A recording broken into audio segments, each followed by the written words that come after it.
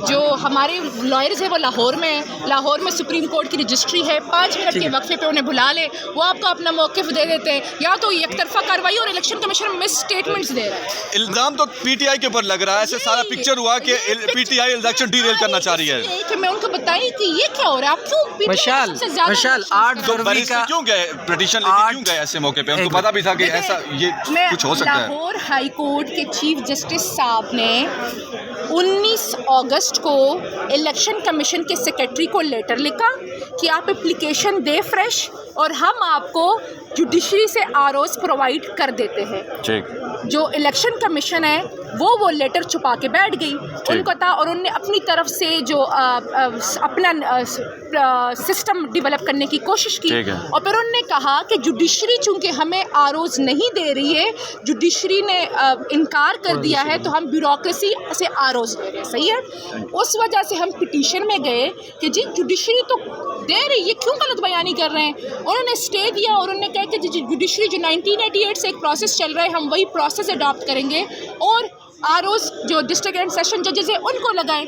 अब यहाँ पे आनन फानन केस लगा, बेंच लगे, आप देखा भी सारी कार्रवाई है। सही है। फिर भी पीटीआई को मोहरत इल्ज़ाम ठहराया जा रहा था कि पीटीआई, देखिए पीटीआई सबसे ज़्यादा इफेक्टेड है, पीटीआई को 18 महीनों में सबसे ज़्यादा इलेक्शंस चाहिए। अच्छा मशाल, हम इलेक्शन ना एक दिन आगे लेके जाना चाहते हैं ना एक दिन पीछे। हम सिर्फ कह रहे हैं कि 1988 से 2023 तक जो जुडिशल निज़ाम इस मुल्क का इलेक्शंस करवा रहा है, आप अपने मातहत अदलिया पर एतमाद करें, आप अपनी मातहत अदलिया पर एतबार करें, और हम तो चीफ जस्टिस साहब पर एतबार कर रहे हैं कि आप ही करा दे इलेक्शन। लेकिन वो ब्यूरोक्रेसी कैसे इलेक्शन कराएगी जो इस मुल्क में MPOs ऑर्डर निकाल रही है, इस मुल्क में सेक्शन 144 के हर दूसरे दिन जो है ना नोटिफिकेशन निकाल रही है। वो तो अपने ACR को अच्छा करने के चक्कर में सही और गलत का फ़र्क ही भूल गए। मिशाल, आप सुप्रीम कोर्ट की वकील नहीं थी। अगर आज पाकिस्तान तहरीक इंसाफ का कोई बड़ा वकील होता, सुप्रीम कोर्ट का वकील होता, तो यकीनन उनका मौक़िफ़ सुना जाता।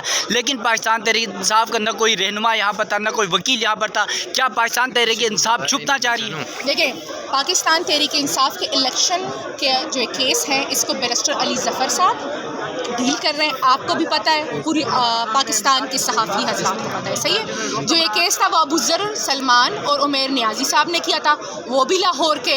अब उनको क्या पता था कि सुप्रीम कोर्ट रात को खुलेगी, आधे से 1 घंटे में तमाम तर कार्रवाई होगी और ये सारा कुछ होगा। चूँकि मैं इस्लामाबाद में थी और मैं इस्लामाबाद से निकलने वाली थी जब मुझे पता चला कि जी नहीं, दोबारा से रोशनियाँ हो गई है और ऑन हो गई और दोबारा से ये सारा कुछ हो रहा है। लेकिन मैं बाग कर आई। ठीक है। अच्छा। आप मुझसे फिर पूछेंगे कि खान साहब को पता था कि ये सारा कुछ हो रहा है। नहीं, मेरा नया सवाल है।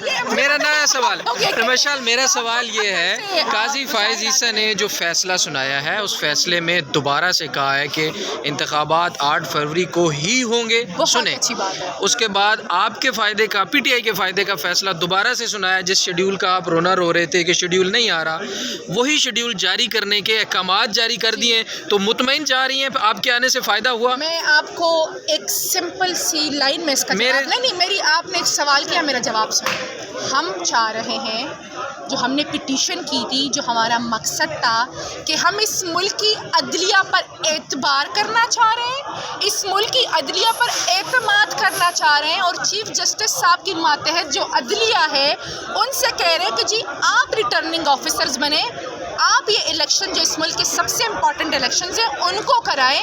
हमें उस ब्यूरोक्रेसी पे एतबार नहीं है जो अपने ACRs को अच्छा करने के चक्कर में सही और गलत का फ़र्क ही भूल गई है। 8 फरवरी का फैसला ठीक है चीफ जस्टिस, अच्छी बात है, और शेड्यूल भी आपको मिल जाएगा, इसमें भी खुश हैं, फ़ायदा हुआ सुप्रीम कोर्ट आने का। Thank you so much. आज किस बात पे जस्टिस साहब आपसे वो इस बात पे हुई कि मैं बहुत उस टाइम पहुंची कि जब ऑर्डर लिखवाया जा रहा था। मैंने अपनी तरफ से कोशिश की कि मैं ऑर्डर लिखवाने से पहले उठूँ, मुझे था मैं खुद थोड़ा हो रही थी, लेकिन मैंने कहा कि ऑर्डर लिखवाने के बाद क्या बोलूँगी, तो अच्छा मैं उस बोल लूँ कि हमें भी सुन ले सर, थोड़ा सा हमें भी